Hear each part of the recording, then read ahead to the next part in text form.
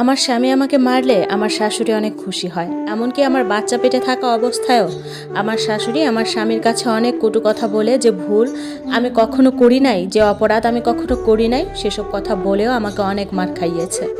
এবার আসি আমার স্বামীর কথায়। সে একটা চাকরি করে। আমাদের বিয়েটা পারিবারিক মতামত অনুযায়ী হয়। আমার স্বামী সারাদিন বাড়িতে থাকে না। সকাল 9টা বাজে সে চাকরিতে চলে যায়, সারাদিন বাসায় থাকে না, আসে আবার সেই রাতে।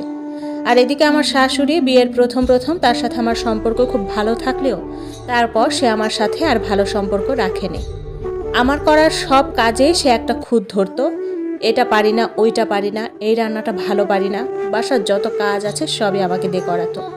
এরও একটা কারণ আছে, আর সেটা হচ্ছে আমার বিয়ের সময় আমার বাবার বাড়ি থেকে কথা দিয়েছিল যে তারা ব্যবসা করার জন্য আমার স্বামীকে কয়েক লাখ টাকা দেবে, কিন্তু পরে আর সেটা দিতে পারেনি, কারণ তাদের আর্থিক অবস্থা অনেক খারাপ হয়ে যায়।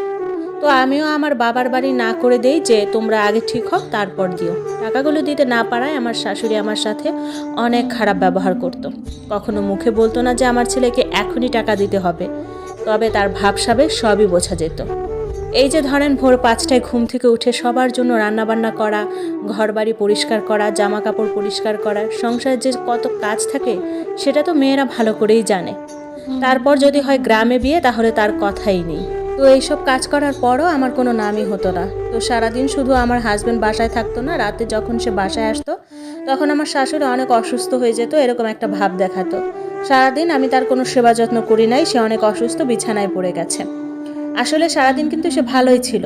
আমার একটা ননদ ছিল, ভাইয়ের সংসার যে কত প্রকার মাতব্বরি করতে হয় সে সব কিছুই জানতো। এমনকি আমার শাশুড়িও কিছু বলতো না, আমার স্বামীও কিছু বলতো না। আমাকে একটা 3 পিস কিনে দিতে হলেও তার কাছে আগে পারমিশন নেওয়া লাগতো। কোন কালার দিবে, কেন দিবে, আমি নতুন একটা ড্রেস কেন কিনলাম, আমি ঘুরতে কেন গেলাম, আমি আমার হাজব্যান্ডের সাথে একটু জোর গলায় কেন কথা বললাম, সবই তাকে কৈফিয়ত দেওয়া লাগতো।